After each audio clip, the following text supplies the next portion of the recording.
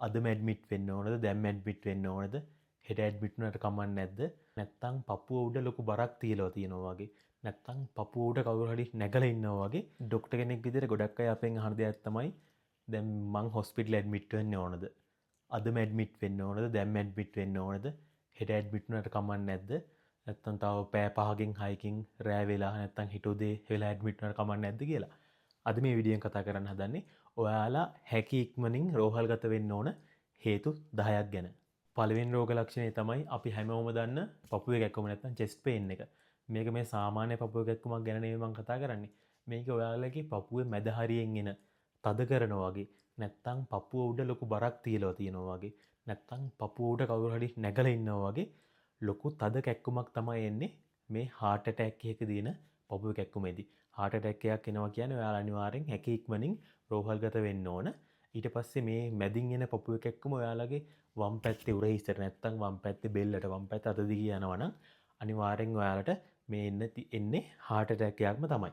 එතකොට ඔයාලා අනිවාර්යෙන් රෝහල්ගත වෙන්න ඕන. විශේෂයෙන්ම වයසින් වැඩි අය සාමාන්‍යයෙන් අවුරුදු 40න් වැඩි අයට තමයි heart attack එන හැකියාව වැඩි. ඔයාලට සීනි, ප්‍රෙෂර්, කොලෙස්ටරෝල් ඒ වගේ රෝග තියෙනවා නම් මේක තවත් ඉතාමත් වැදගත් හැකි ඉක්මනින් රෝහල්ගත වෙන එක.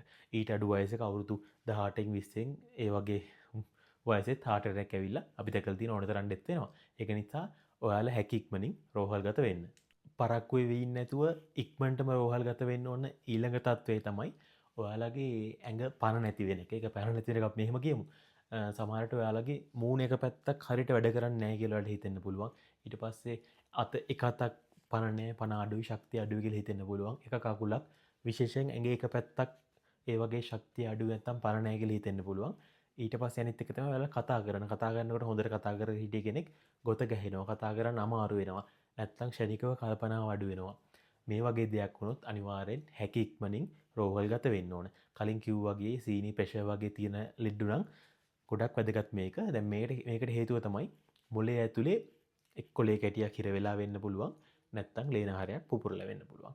දැන් ලේ කැටියක් හිර වුණා නම් අපිට ඔයාලා ඉක්මනින් රෝහලට ආවොත් එහෙම ඒ ලේ කැටිය දිය වෙන්න බෙහෙත් විදලා ඔයාලගේ මොළයේ මැරෙන ප්‍රමාණය අඩු කරගන්න පුළුවන්. දැන් මොළයේ ලේ සැපීම අඩු වෙලා තියෙන තප්පරයක් ගානේ ඔයාලගේ මොළේ ඒ කොටස මැරෙනවා.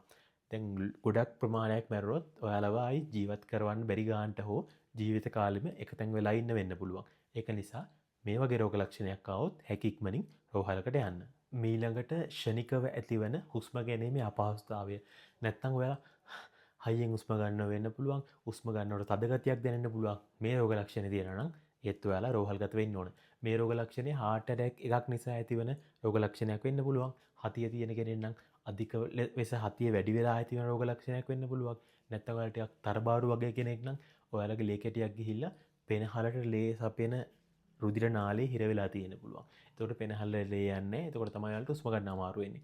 මේ තුනම ඔයාලගේ ජීවිතේට අනතුරක් වෙන්න පුළුවන්. heart attack, හතිය, ඒ වගේම පෙනහල්ලට ලේ කැටියක් හිර වෙලා. ඒක නිසා මේ රෝග ලක්ෂණ වලදීත් හැකි ඉක්මනින් රෝහල්ගත වෙන්න ඕන.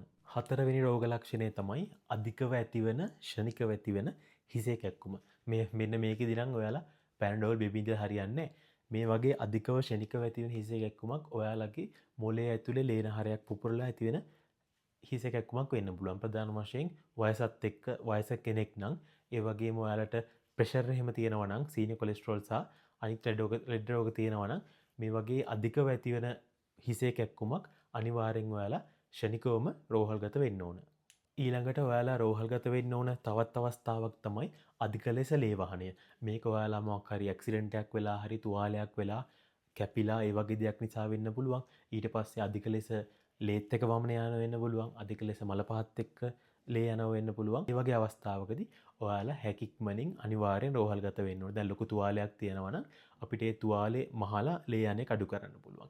නැත්තම් ඔයාලගේ ආහාර මාර්ගයෙන් වමනයත් සමග ලේ යනවා නම් අපිට කැමරා එකක් දාලා බලලා ලේ යන තැනක් තියෙනවද? ඒ තැනක් තියෙනවා නම් එතන ප්‍රතිකාර කරන්න පුළුවන්. මේ වගේ ගොඩක් දේවල් ඉක්මනට කරගන්න පුළුවන් ඔයාලා හැකික්මනින් රෝහල්ගත වුණොත්. නැත්තම් අධික රුධිර වහනය නිසා ඔයාලට ජීවිතෙන් උනත් සමුගන්න වෙන්න පුළුවන්. මම මේ 6 වෙනි රෝග ලක්ෂණ විදිහට කතා කරන්නේ මේ දවස්වල වැදගත් මේක. ඔයාලා මේ දවස්වල ඇහුව නේද? මෙනෙන්ජයිටිස් නැත්තම් මොලේ උණ හැමතැනම තියෙනවා කියලා. 6 වෙනි රෝග ලක්ෂණය තමයි අධික උණ සමග ඇතිවන බෙල්ලේ තද බව. බෙල්ල මෙහෙම නමන්න අමාරුයි. තද බවක් තියෙනවා නම් උනත් එක්ක ඒක මොලේ වුණ නැත්තම් අපි කියනවා මෙනින්ජයිටිස් කියලා. ඒකේ මූලිකම රෝග ලක්ෂණයක් වෙන්න පුළුවන්. ඒකත් එක්ක තව ඉස්සරහට ගියාම උණ වැඩි වෙනවා. ඊට පස්සේ ඇඟපත පර නැහැ, කල්පනාව අඩු වෙනවා. ඒ වගේ රෝග ලක්ෂණත් වෙන්න පුළුවන්. අධික උණත් එක්ක බෙල්ලේ තදභාවයක් තියෙනවා නම් හැකි ඉක්මනින් රෝහල්ගත වෙන්න ඕන. හැකි ඉක්මනින් රෝහල්ගත වෙන්න ඕන ඊළඟ රෝග ලක්ෂණය තමයි අධිකව ෂණිකව ඇතිවන බඩේ කැක්කුම. මේක ක්‍රම කීපයකට කියන්න පුළුවන්. සාමාන්‍යයෙන් වයස අවුරුදු 12, 13, 14 ඊට පස්සේ වයස අවුරුදු 20 වගේ වෙනකන් ඇතිවන ෂණික මේ වගේ බඩේ කැක්කුමක් අපි කියනවා ඇපෙන්ඩිසයිටිස් කියලා. ඇපෙන්ඩිසයිටිස් වෙන්න පුළුවන්. ඒක ඉවසකින් ඉඳලා ඇපෙන්ඩික්ස් එක රප්චර් වෙන්න පුළුවන්.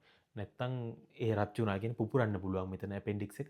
ඒ වගේ අවස්ථාවකදී සාමාන්‍යයෙන් ඇපෙන්ඩිසයිටිස් වලදී අපිට කරන්න තියෙන ඉතා කුඩා ඔපරේෂන් එකක්. දැන් අර වගේ පුපුරලා ඊට පස්සේ බඩ සේර හැමතැනම සැරව ගිහිල්ලා ලොකු ඔපරේෂන් එකක් වෙලා සමහරට ඔයාලට බඩ සම්පූර්ණ ඕපන් කරලා ලොකු ඔපරේෂන් එකට යන්න පුළුවන්. ඊට පස්සේ ඔයාලගේ සාමාන්‍ය වයසක කට්ටියගේ අධිකව ඇතිවන බඩේ කැක්කුම ඔයාලගේ බඩ ඇතුලේ තියෙන ලේනහරයක් පුපුරලා වෙන්න පුළුවන්. දැන් කොලෙස්ටරෝල් එහෙම තැන්පත් වෙන මහත් උන, ඒ කියන්නේ ඉදිමුණ වගේ ලේනහර තියෙනවා. අපි කියනවා ඒකට ඇනෝරිසම් කියලා. මේ වගේ දෙයක් පිපිරුවමත් අධික ලෙස බඩේ කැක්කුමක් ඇති වෙනවා. මම ඊළඟට කියන්න හදන දේ රෝග ලක්ෂණයක් නෙමෙයි. ඔයාලට හිතෙනවා නම් කවුරු හරි වස බීලා කියලා හැකි ඉක්මනින් රෝහලට අරන් යන්න. ප්‍රමාද වෙන හැම තත්පරයක්ම ජීවිතෙන් වන්දි කියන තත්ත්වයට යන්න පුළුවන්. දැන් මං දැන්ට වැඩ කරන්න නුවරඑළිය මේ පැත්තෙන් ගොඩක් ගේනවා අර එළවලු වලට වගාවලට ගහන්න පොහොර වගේ කියන්නේ දිලීර නාශක, බැක්ටීරියා නාශක කියලා ගහනවනේ. ගොඩක් පැත්තේ මේක පැත්තේ ප්‍රශ්න වුණාම ඒ වගේ බොනවා. එතකොට ඒ වගේ සැක කරනවා නම් දැන් කෙනෙක් ළඟින් ඒ වගේ වස ගඳක් එනවා නම් නැත්තම් ඔයාට හිතෙනවා නම් යා බීලා කියලා හැකි ඉක්මනින් රෝහලට අරන් යන එක ඉතාමත් වැදගත්. මම මේ කලින් කිව්ව රෝග ලක්ෂණ හෝ ඒ වගේ අවස්ථාවකට ඔයාලා මූණ දීලා තියෙනවා නම් ડોක්ටර්ස් ළගෙන් හරි කාගෙන් හරි අහා ඉන්න ඕනේ. පුළුවන් ඉක්මනට ඔයාලා හොස්පිටල් එකට අරන් යන්න. 1990 කතා කරලා ගන්න පුළුවන් ලංකාවේ. ඒකත් සමහර වෙලාව යන්න පුළුවන්. ඔයාලගේ වාහනයක හරි වාහනයක් හයරට අරන් හරි පුළුවන් ඉක්මනට මේ රෝගියාව රෝහල්ගත කරන එක ඉතාමත් වැදගත්. මේ වගේ තව වැදගත් වීඩියෝ එකකින් ආයෙත් හමු වෙමු.